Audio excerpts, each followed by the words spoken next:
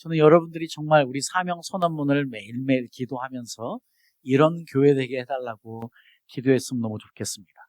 가난한 자들인 포로된 자들에게 자유를, 눈먼 자들에게 다시 보게 함을, 그리고 눌린 자들을 해방시키는 역사가 계속해서 우리가 모일 때마다, 우리가 만날 때마다 일어날 수 있도록. 그래서 하나님께서 정말 이 웨이크업 교회에 포로된 자들, 눈먼 자들, 눌린 자들을 보내시도록, 그리고 역사하시도록 기도하는 건 너무 중요한데요. 저는 지금 이 사명 선언문을 예수님의 첫 번째 인아규레이션 스피치, 자, 예수님의 취임사에 분명하게 예수님이 나는 이 사명을 위해 오셨다, 그리고 나는 이 사명을 이룰 거야 선포하신 누가복음 4장의 말씀 그대로 교회는 그 사명을 가지고 있는 것이거든요. 그러니 저희 교회에 사명이 되는 것은 너무 당연한 것이고, 우리 모든 교회에 사명이 되는 것은 너무 당연한 것인데요. 제가 지금 저희 사명 선언문을 가지고 가난한 자들인 포로된 자, 눈먼 자, 눌린 자들을 이야기할 때 이것은 개역 성경에 기초한 것이었습니다. 그런데요, 우리가 지금 가지고 있는 이 성경은 사실은요, 5천여 가지의 많은 사본들 가운데서 번역이 되어진 것이, 그 사본들이 5천여 가지나 됩니다. 자, 그런데 실제로 예수님께서 나사렛 회당에 오셔서 이 이사야서 61장 1절을 읽으실 때 구약 히브리어로 되어진 구약의 말씀을 가지고 오신 것이거든요.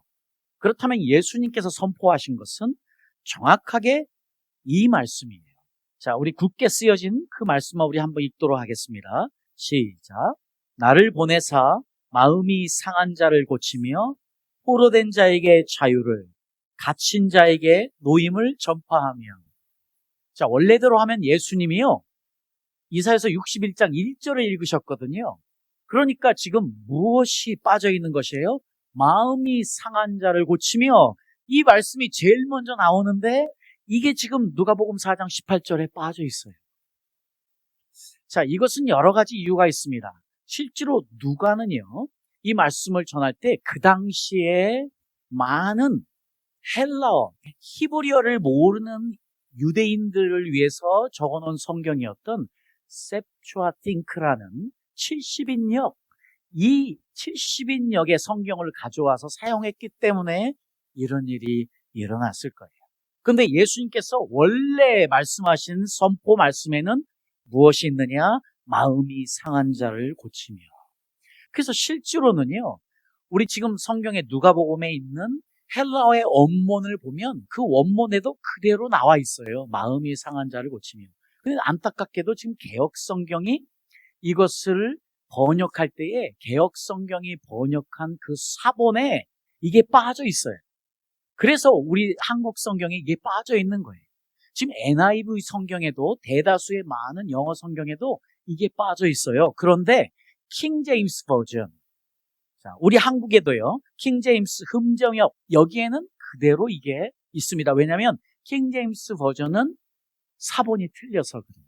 자, 여러분, 이런 복잡한 이야기들이 있지만 어쨌든 이런 이유 때문에 지금 우리가 알고 있는 예수님의 사명 선언문에 세 가지만 있는 것이 아니고 저희들은 이제 한 가지를 더 알아야 되는 게 마음이 상한 자를 치유하신다 하는 이 말씀이 첫 번째라는 거예요. 첫 번째.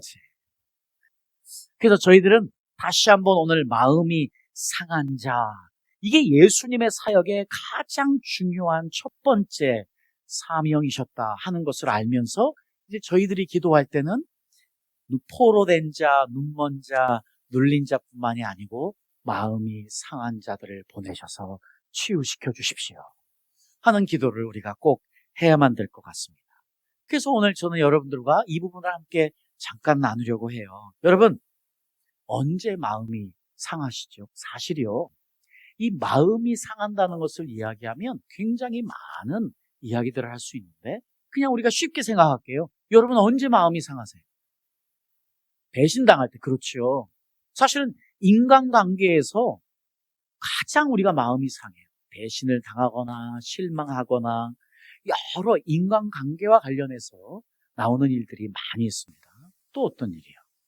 음식이 맛없을 때 마음이 상해요. 이거 중요한 일이에요.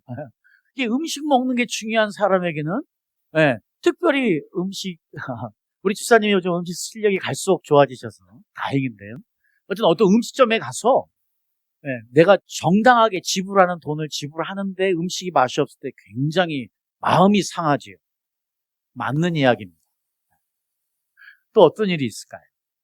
그렇죠. 사실 기대했을 때 이루어지지 않을 때 우리 마음이 상하게 되고, 또 많이 아프신 분들, 몸이 아플 때 사실은 몸이 아픈 것으로 끝나지 않고 마음이 아파요, 사실. 또 어떤 일들이 있을까요? 우리가 사실은 이제 자연재해, 얼마 전에 지금 전라북도에 보니까 비가 너무 많이 와가지고 기차가 가지 못하는 일도 생기던데, 이런 자연재해나 여러 현상들을 여러분 혹시 경험하시면 그것도 트라우마로 남아서 우리를 굉장히 힘들게 하거든요. 제가 지난번에도 한번 나눴지만, 저도 저희가 필리핀에 있을 때 저희의 집에 1층까지 물이 완전히 가득 차는 걸 경험했거든요. 다행히도 그 2층 집이어가지고 저희들은 2층으로 올라가서 문제는 없었지만, 만약에 저희들이 단층 집에 살았다면 정말 지붕에 올라가야지 많이 살아남을 수 있는, 그것을 경험하고 났더니 그 잠깐이었지만요, 한 1년여 동안은 비만 오기만 하면 필리핀에서 그냥 눈이 깨지는 거예요, 저녁에. 빗소리만 들리면. 그게 나도 모르는 사이에 트라우마가 되고 상처가 된 것이지요. 그런 것처럼 우리가 여러분들 만약에 이제 매일매일 열심히 일하시는 분들이니까 직장에서 일에 바쁘고, 또 그리고 일이 잘 되지 않아서 스트레스를 받을 때 사실 그런 것들 마음에 다 상처가 오는 것이거든요. 요즘 같은 때에 우리는 정말 수많은 상처들을 안고 삽니다. 우린 대부분 결혼 생활들을 좀 오래 하신 분들은 남편으로부터 듣는 이야기 때문에 상처받고, 또 남편분들은 부인의 어떤 이야기들 때문에 상처받고, 사실 우리는 이 상처를 주고받는 일, 끊임없이 그러한 삶을 살아가고 있는 것 같아요. 자, 우리가 이제 이 상한 마음을 매일매일 안고 살아가야 되는데, 이 상한 마음은 치유돼야 합니다. 왜냐? 상한 마음이 치유되지 않잖아요. 그리고 그 상한 마음이 쌓이게 되잖아요. 그리고 상한 마음이 더 커지게 되잖아요. 그러면 어떤 일이 있느냐?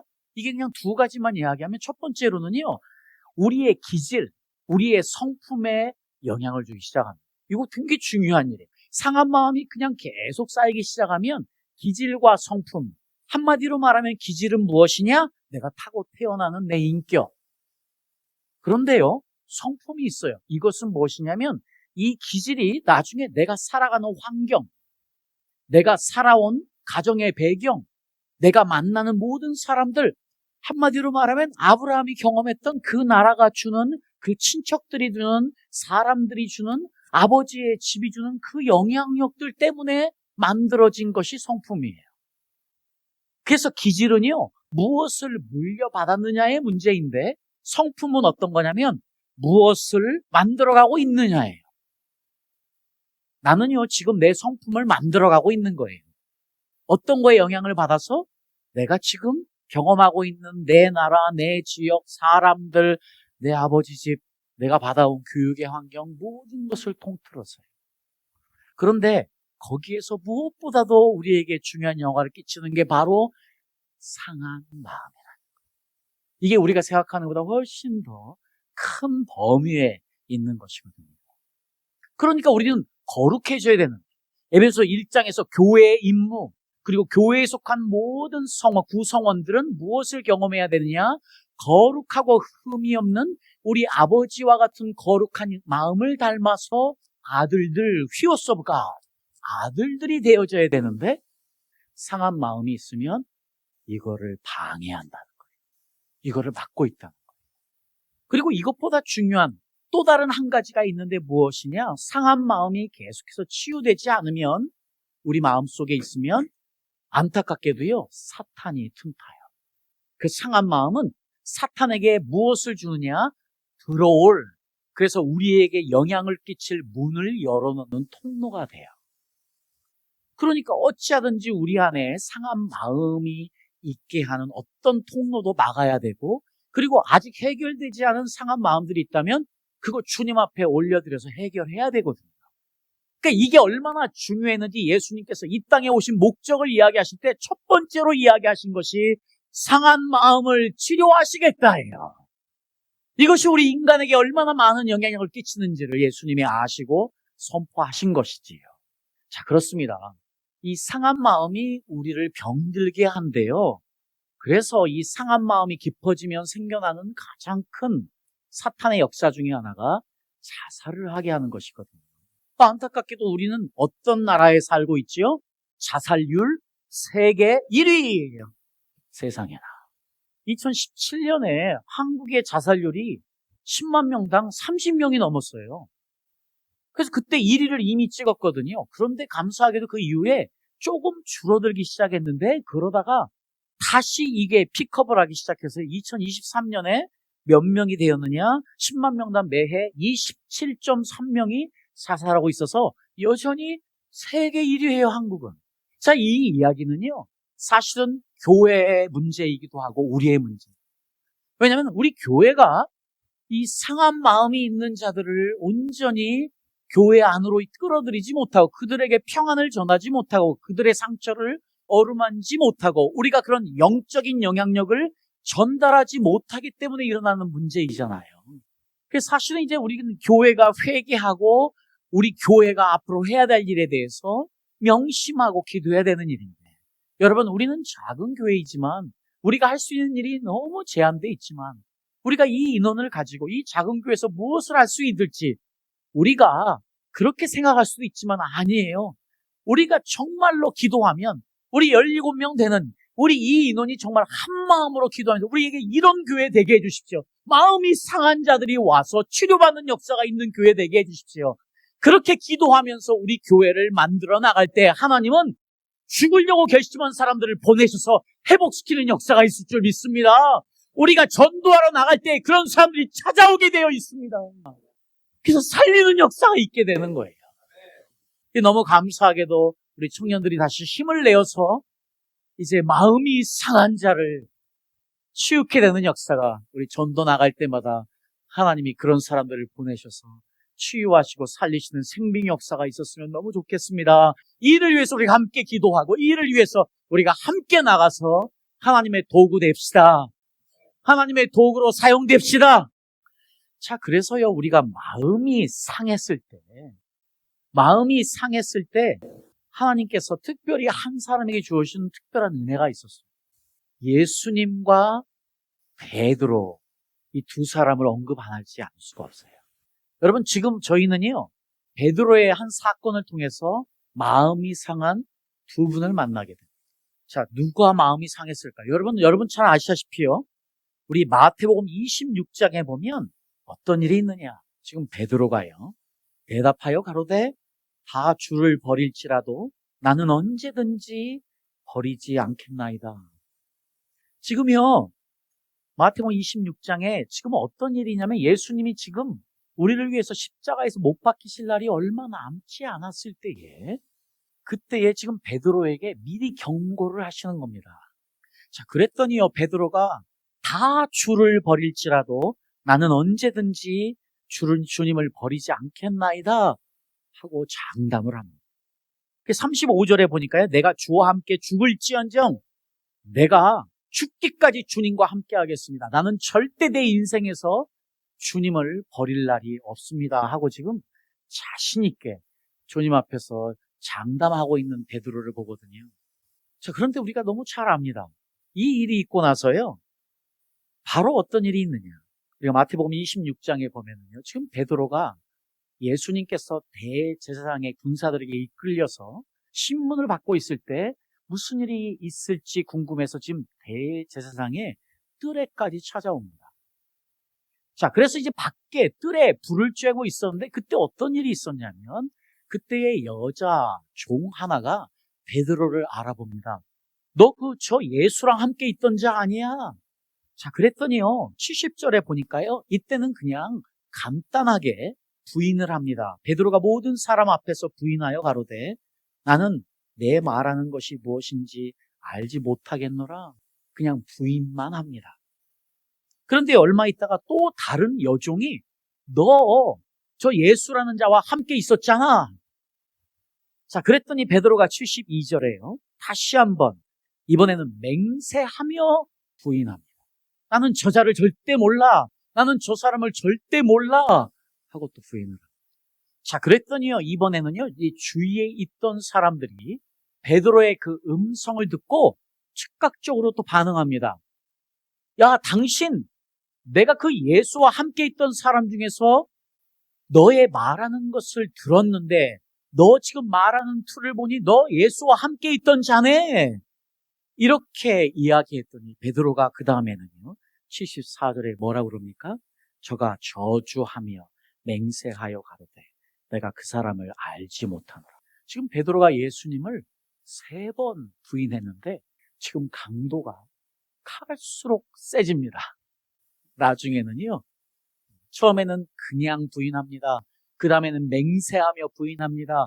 그 다음에는 저주하며 맹세하며 부인합니다.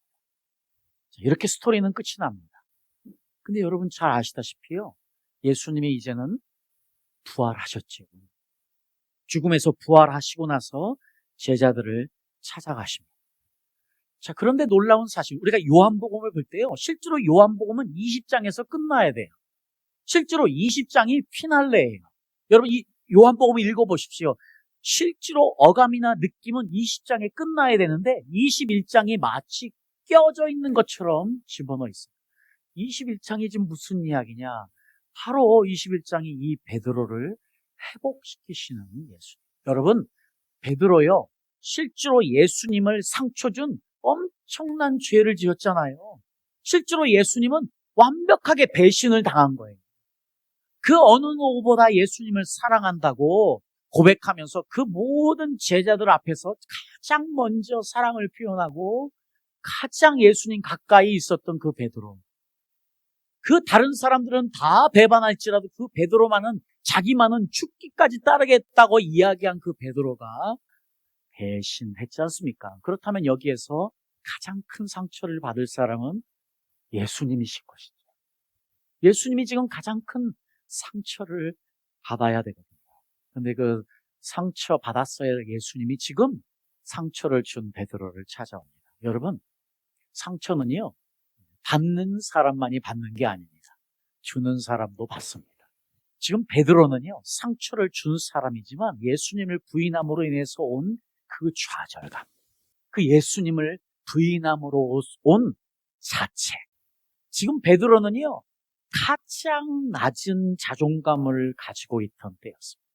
지금 베드로는요, 감히 예수님 앞에 자기 눈을 들을 수 없을 만큼, 지금 쥐구멍이라도 찾아 들어가고 싶을 만큼 자신을 자책하며 힘들어하고 있던 그 베드로 예수님이 찾아오시는 장면이 요한복음의 21장의 그 마지막 라스트 스토리에 자세하게 언급이 되어 있습니다. 15절 말씀입니다. 요한복음 21장 15절 말씀 다 같이 한번 읽어보도록 하겠습니다. 한글로 된 것만 읽어보겠습니다. 시작.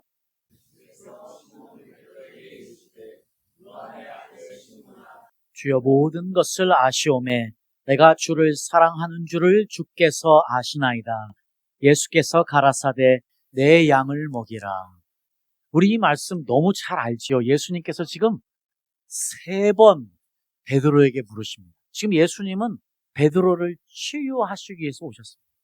지금 예수님은 베드로가 마음에 깊은 상처를 가지고 있다는 것을 아셨습니다. 베드로의 그 상처를 치유하시지 않으면 베드로는 하나님의 종으로 쓰임받을 수 없었기 때문에 지금 요한복음의 맨 마지막의 스토리를 마음의 상처를 치유받는 베드로의 스토리로 지금 마무리하고 있는 것이거든요. 그런데 여기에서 우리가 유념해 봐야 될 단어들이 있습니다. 예수님이 지금 베드로를 3번 질문하시거든요. 베드로야, 네가 나를 사랑하니? 베드로야, 네가 나를 사랑하니? 자, 그런데 보십시오. 여기에서 헬라어를 꼭 봐야만 되는 건, 우리가요 일반적으로도 이 표현을 잘 합니다. 아가페, 필레오. 아가페적인 사랑과 필레오적인 사랑을 우리가 이미 들었습니다. 아가페적인 사랑은 무조건적인 사랑이에요. 근데 필레오적인 사랑은 조건적인 사랑이에요. 사실 아가페적인 사랑은 하나님의, 예수님의 우리를 향한 사랑, 부모의 자식에 대한 사랑. 그런데요, 필레오적인 사랑은 남녀의 사랑. 그 정도 표현하면 이해가 될지 모르겠습니다. 어쨌든 그런 차이가 있는데 실제로 그런 차이를 예수님께서 여기서 분명히 말씀하시거든요. 어떤 차이냐? 보세요. 예수님이요. 처음에 두 번은 베드로야, 네가 나를 아가파스 하니? 네가 나를 사랑하니? 아가페, 아가파오. 지금 아가파스라는 표현을 써서요. 네가 나를 사랑하니? 아가파스로 썼어요. 몇 번? 그 지금 베드로가 계속요. 예수님 아시잖아요. 나는 예수님을 아가파스 한 게 아니고요. 나는 예수님을 필레오 했습니다. 베드로의 예수님에 대한 사랑이 왜 변할 수밖에 없었느냐? 조건적인 사랑이었기 때문이에요. 지금 예수님이 어떤 일을 하십니까? 지금 베드로의 상처를 치유하기 위해서 그 상처를 끄집어내고 계시는 거예요.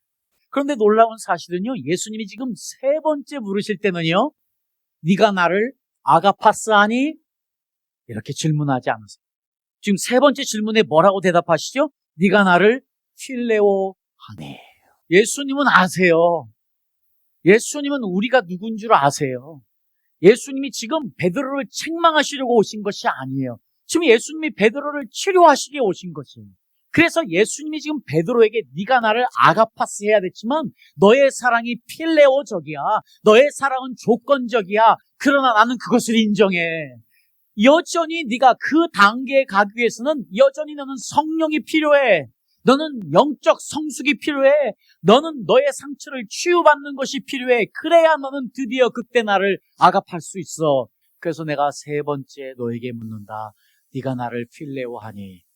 세 번째는 예수님이 필레오라고 누구에게 맞추십니까? 베드로에게 맞춰주세요. 이게 우리 예수님이세요. 그 예수님이 지금 베드로를 너무 잘 아시고 베드로의 있는 모습 그대로 내려오셔서 베드로에게 무엇을 원하시느냐? 베드로의 그 상처를 한 번씩 해결시켜 주세요. 여러분 지금 예수님께서요, 왜 세 번을 말씀하셨느냐? 베드로가 바로 세 번 예수님을 부인하셨기 때문에 예수님은 세 번 물어보셨어야만 합니다. 저는 분명히 믿습니다. 지금 베드로가요, 예수님의 그 답변에 예수님, 나는 예수님을 필레오로 사랑합니다 하고 대답하는 그 세 번의 대답을 통해서 예수님은 이미 베드로를 만지시고 치유하셨음을 믿습니다. 자, 그래서 우리는 이 말씀을 통해서요, 어떤 걸 알 수 있느냐? 예수님께서 어떻게 우리의 아픔을 치료하시는지. 베드로와 지금 이 예수님의 사건만을 가지고 두 가지를 생각해 볼 수 있는데요. 먼저 첫 번째로는요, 이것이 우리에게 필요한 것을 우리가 알게 되었습니다. 어떤 것이냐? 우리의 상처를 치유받기 위해서 지금 예수님께서요, 베드로의 아픔을 꺼내셨습니다. 베드로는 지금 예수님은 여기서 한 번도 너의 아를 부인했어. 내가 그렇게 이야기했지. 너 나를 부인하니까 기도하라고. 내가 그렇게 이야기했지. 정확하게 넌 나를 세 번 부인할 거야. 그래서 내가 너에게 기도하라고 이야기하지 않으니 그런데 너 왜 나를 부인해서 내 마음을 아프게 하니? 이렇게 말씀하지 않으셨지만 예수님께서 세 번 네가 나를 사랑하니? 물어보신 것은요, 그 아픔을 꺼내신 거예요. 예수님은 그 아픔을 치료하시기 위해서 그 아픔을 꺼내셨습니다. 여러분, 그런 것처럼요, 우리의 상처를 치유받기 위해서 우리가 무엇 해야 됩니까? 아픔은 꺼내놔야 합니다. 예수님께. 여러분, 우리는 지금 수도 없는 마음의 상처들을 매일매일 받고 살아요. 어떤 상처들은요, 매일매일 쌓여서 깊은 상처로 남고 사탄의 통로가 되어서 우리의 성품과 우리의 기질에 영향을 끼칠 뿐만 아니고 사탄이 우리 안에 역사하게 되는 문을 열어놓고 사는 사람들이 얼마나 많은지 몰라요. 그러니 우리가 매일매일 무엇 해야 됩니까? 상처가 올 때마다 무엇 해요? 제가 여러분의 여러 달 전에 한번 설교했죠? 우리의 감정의 문제. 여러분, 지금 마음의 상처는 감정의 문제로 시작해서 발전합니다. 그래서 실제로는요, 마음이라는 것이 너무나 큰 것이지만 생각과 우리의 의지와 모든 것을 다 포함하고 있지만 그 모든 시작이 감정이기 때문에 우리의 마음에 어떤 상처가 올 때마다 우리가 해야 되는 것, 주님께 올려드리는 것, 끄집어내야 되는 거예요. 그래서 우리 예수님을 뭐로 만들어야 돼요? 우리 하나 아버지를, 우리 주님을 내 감정의 쓰레기통으로 만들어야 된다는 표현을 그래서 제가 쓰지 않았습니까? 누구처럼요? 다윗처럼요. 누구처럼요? 에레미야 선지자처럼 내 감정의 모든 것을 다 꺼내서 그분께 던져놓을 때에 비로소 예수님의 치료가 시작되는 것을 믿습니다. 여러분, 그 어떤 상처들도 남겨두지 마십시오. 그래서 우리 안에 무엇만이 기쁨과 사랑과 평안만이 넘칠 수 있기를 축복합니다. 자, 이렇게 꺼내놓게 될 때요, 우리가 또 무엇이 필요하냐? 여러분, 꺼내놓는다는 것은 그 상처를 인정하는 거예요. 그러니 우리가 무엇이 필요합니까? 괜찮은 척 하면 안 돼요. 주님 앞에 올 때 괜찮은 척하면 우리 주님의 마음을 너무 안타깝게 하는 거예요. 주님은 이미 다 알고 기다리고 계시는, 우리의 마음을 솔직히 다 까발려 놓는 그때에 주님을 기쁘시게 하는 일이 일어나는 것이죠. 그리고 주님의 치료가 그때부터 우리의 삶에, 우리의 감정선에, 우리의 마음에 시작이 되는 것이지요. 그래서 예수님은요, 우리가 인정하지 않는 것을 치유할 수 없습니다. 여러분, 이거 너무 중요합니다. 예수님의 치유는 우리가 그 마음의 상처를 인정할 때부터 시작됩니다. 자, 이것은 영적인 원리로 너무 중요해요. 사탄은요, 절대로 우리에게 그냥 들어올 수 없어요. 사탄은요, 절대로 우리에게 그냥 못 들어옵니다. 언제요? 우리가 사탄의 생각을 인정할 때 들어오는 것이죠. 우리가 사탄의 생각을 잡을 때 들어오는 거예요. 우리가 사탄의 생각에 머물 때 들어오는 것처럼 예수님도 마찬가지예요. 우리가 우리의 상처를 인정해야지만이 진정한 치유가 시작되기 때문이죠. 우리 시편 34편 18절 말씀을 한번 다 같이 큰 소리로 선포했으면 좋겠습니다. 우리 하나님 아버지는 이렇게 우리를 기다리고 계십니다. 다 같이 읽겠습니다. 시작. 중심에 통하는 자를 구원하시는도다. 그렇습니다. 마음이 상한 자를 가까이 하신대요. 우리 상한 마음을 그분에게 다 내려놓는 사람에게 가까이 하신대요. 이 아버지가 내 아버지이심을 믿습니다. 자, 그러니요, 예수님께서 이 땅에 오셔서 여전히 우리와 함께 하시는데, 이분이 여전히 계시록 3장 20절 말씀처럼 볼지어다 내가 문 밖에 서서 두드리노니 누구든지 내 음성을 듣고 문을 열면 내가 그에게로 들어가 그로 더불어 먹고 그는 나로 더불어 먹으리라. 우리의 마음 계속해서 예수님이 녹화하십니다. 나는 네 마음 안에 있길 원해. 나는 네 마음 안에 있길 원해. 오늘 너무 감사하게도요, 오늘은 특별한 날이죠. 우리 노정석 성도님이 처음으로 공예배에 기도를 하셨는데, 아니, 어떻게 저분이 새신자예요? 오늘 기도의 모든 표현들, 성령의 기름 부으심, 정말 짱이었어요. 근데 그것만큼이나 더 중요했던 게, 제가 그 기도를 들으면서, 와, 우리 노정석 성도님 정말 기도하시며 성령의 인도를 받아서 기도문을 만드셨네.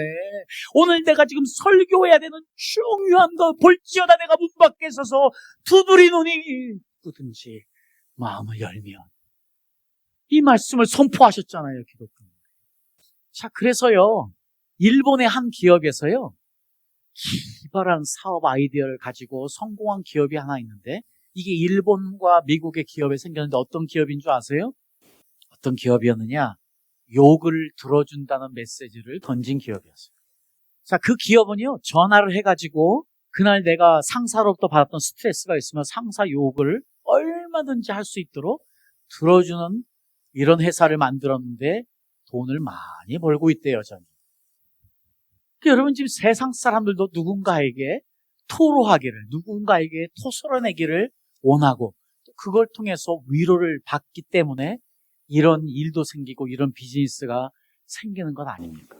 근데 예수님은 이미 우리에게 이 문을 열어놓으시고요, 세상에 돈 안 내고 언제든지 그분 앞에 와서 우리의 입만 열기만 하면, 토설하면 모든 것을 위로해 주시고 치료해 주신다는 약속의 말씀이 얼마나 귀한 말씀입니까?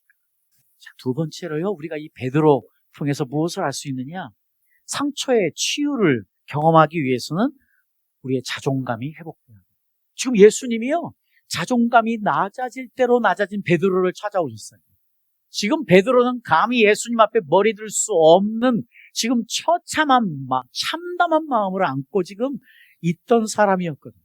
그 사람에게 찾아와서 지금 예수님께서요, 상처만 치유해 주신 것이 아니었죠. 상처를 치유해 주시면서 무엇을 주셨느냐? 사명감을 주셨어요. 그런데 이 베드로요, 지금 왜 힘들 수밖에 없는, 예수님이 베드로가 누군지를 너무 정확하게 아신 것 같아요. 베드로가 왜 자존감이 낮아졌을까요? 베드로가요, 누구보다 먼저 자기의 감정을 표현해서 예수님의 사랑한다, 예수님을 가장 가까이 한다고 열심히 예수님 옆에 있던 넘버원 예수님의 제자예요. 그 이야기는 뭐냐? 베드로는 비교의식으로 충만한 사람이었어요. 흔히 자기의 감정을 솔직하게 나타내는 사람들은 비교의식이 강한 사람들이 대부분이에요. 여러분, 이 말이 절대 틀리지 않은 게 요한복음 21장 이 스토리 다음으로 보면은요, 지금 예수님의 치료의 사건이 끝났어요. 그래서 예수님과 함께 지금 사도 요한이 있는 곳을 지나갑니다. 그러니까 지금 베드로가 예수님에게 지금 예수님이 이 일을 이야기하시면서요, 너는 나를 위해서 죽게 될 거야, 순교로 이야기했어요. 그랬더니 이 이야기를 듣고 나는 지금 회복됐고 나는 순교되겠구나 하는데, 요한이 있으니까 무엇부터 물어보는 줄 아세요? 저 요한은 어떻게 됩니까? 이 비교의식에 쩔은 베드로 아직도 못 버리고 있어요. 언제 버리느냐? 성령이 임했을 때. 그러니 이 비교의식으로 쩔어 있는 베드로에게 자존감이 낮아지는 이것은 너무 중요한 일이죠. 예수님이 그것을 다시 세우시면 돼. 베드로에게 이렇게 말씀하십니다. 야, 너 왜 쟤의 일을, 남의 일을 상관해? It's none of your business. 네 일이 아니야. 여러분은 어떤 유형의 분들입니까? 여러분, 지금 여러분들이 만약에 비교의식으로 충만해 있으면 여러분들은 베드로처럼 낮은 자존감 때문에 고통당하실 거예요. 오늘 지금 베드로에게 주신 이 말씀처럼, 야, 네 일이나 상관해. 남의 일에 왜 상관해서 너를 힘들게 하니? 하는 이 주님의 음성을 들으시길 축복합니다. 비교하지도 비교당하지도 마시고 예수님만 바라보시고 승리하는 저와 여러분 돼야 될 줄 믿습니다. 진정한 치유가 비교의식을 내려놓을 때 시작이 되는 것이지요. 그러니까 예수님께서 지금 세 번째로요, 이 베드로를 치료하시기 위해서 베드로에게 무엇을 주셨느냐? 먼저 이 베드로의 무너진 마음을 회복시키고 나서 계속해서 세 번 말씀하십니다. 내 양을 먹여라. 내 양을 먹여라. 내 양을 먹여라. 근데 놀랍게도요, 지금 예수님께서 베드로에게 이 말씀을 주실 때, 여러분, 아까 말씀으로 다시 돌아가면 요한복음 21장 말씀에 보면 처음에는요, 내 어린 양을 먹이라고 그래요. 지금 예수님께서 첫 번째로 먼저 이야기하실 때는 람을 썼어요. 내 어린 양을 먹이라고 쓰셨어요. 마치 새신자들을 잘 먹이라고 이야기하시는 것 같아요. 근데 그 다음에 두 번째부터는요, 이 표현이 바뀝니다. 양은 양인데 이때부터는 sheep이에요. 자, 그래서 양이요, 12달 안, 그러니까 1살 이하일 때는 람이라고 부르고요. 우리가 먹는 양고기는 바로 그 양고기입니다. 그런데요, 1년이 지나면 벌써 고기가 두꺼워지고 질겨서, 그리고 노린내가 나서 먹을 수가 없게 됩니다. 그런데 예수님께서 여기서 지금 사명을 주셔요. 내 양을 먹이라 할 때에 이것을 두 가지로 분명히 말씀하세요. 그래서 어떤 분들은 이렇게 이야기해요. 지금 예수님이 처음에 양을 먹이라고 할 때는 그것은 1년 된 양, 어린 양을 이야기하고, 그 다음에는 중간치의 양을 이야기하고, 그 다음에는 늙은 양을 이야기하고, 이렇게 구분해요. 그러나 단어로 썼던 그 단어는 사실 프로바타라는 이미 어른이 된 양을 이야기하니까 이렇게까지는 말씀 못하겠지만, 중요한 것은요, 예수님이 지금 사명을 주시는데 이것이 새신자와 오래된 사람을 함께 이야기하면서 양을 먹이라는 거예요. 여러분, 우리가 모든 마음의 상처로부터 회복돼야 되는 이유가 무엇이냐? 지금 예수님께서 회복시키셔서 사명을 주시고 일하게 하신 것처럼 우리도 우리의 모든 마음의 상처를 다 치유받고 무엇 해야 되느냐? 오늘 주집사님이 말씀하시길 복음을 전하며 지금 마음에 상처 있는 자들을 회복시키는 역할을, 그러한 도구가 되는 것을 우리가 감당해야만 되는 것이지요. 이것이 사도 베드로에게만 주신 사명이 아니고 우리 모두가 가지고 실천해야 되는 우리의 사명인 것이지요. 여러분, 지금 예수님은 지금 우리들을 부르셔서, 우리 한 사람 한 사람을 부르셔서 우리가 이 마음의 모든 상처에서 회복되어져서 그분의 일꾼이 되기 원하시는 거예요. 근데 문제는 왜 우리가 주님의 일꾼이 되지 못하느냐? 우리가 감정적인 안정성을 갖지 못하기 때문이에요. 여러분, 우리가 왜 마음의 상처를 치료해야 되느냐? 그래야 우리가 감정의 기복이 없는 안정된 사람이 되는 거예요. 진정한 평안을 누리는 사람이 그때 되는 거예요. 그게 일꾼이 되는 거예요. 근데 우리의 감정의 기복이 심하면 그거는 주님을 따르는 사람이 될 수 있어도 주님을 위해서 일하는 사람은 되지 못해요. 이 감정이 온전히 다스려질 때에, 우리의 상한 마음이 치유가 돼서 감정이 다스려질 때에 어떤 일이 있느냐? 진정한 영적인 성숙이 일어나서 그때부터는 주님을 위해서 사용되는 도구가 될 줄 믿습니다. 여러분, 이제 우리가 있는 어떤 마음의 상처들, 이런 고통의 역사는 이제 우리가 나눠야 될 승리의 이야기로 만들어야 될 줄 믿습니다. 우리가 이 땅에서 받았던 그 모든 상처들은 우리가 앞으로 이 상처받은 사람들을 만날 때 이 극복의 시나리오가 되어서, 극복의 상징이 되어서 복음을 전하는 능력의 도구가 되어야 될 줄 믿습니다. 그래서 우리가 앞으로 만나야 될 많은 상처받은 사람들을 만날 때마다 내가 경험했던 상처의 치유들, 이것들이 무엇이 돼야 됩니까? 그들을 예수님께 인도하는 다리가 돼야 될 줄 믿습니다. 자, 오늘 다시 한번 예수님의 사명 선언문의 첫 번째 선포, 마음이 상한 자들을 치유하기 위해서 내가 여기에서 왔다. 나는 그 일을 이룰 거야. 우리도 이 예수님 따라서, 예수님처럼 이 땅에 있는 동안에 수많은 마음이 상한 자들을 주님 앞에 인도하고 그들을 회복시키는 도구가 되는 저와 여러분 될 수 있기를 예수님의 이름으로 축복합니다.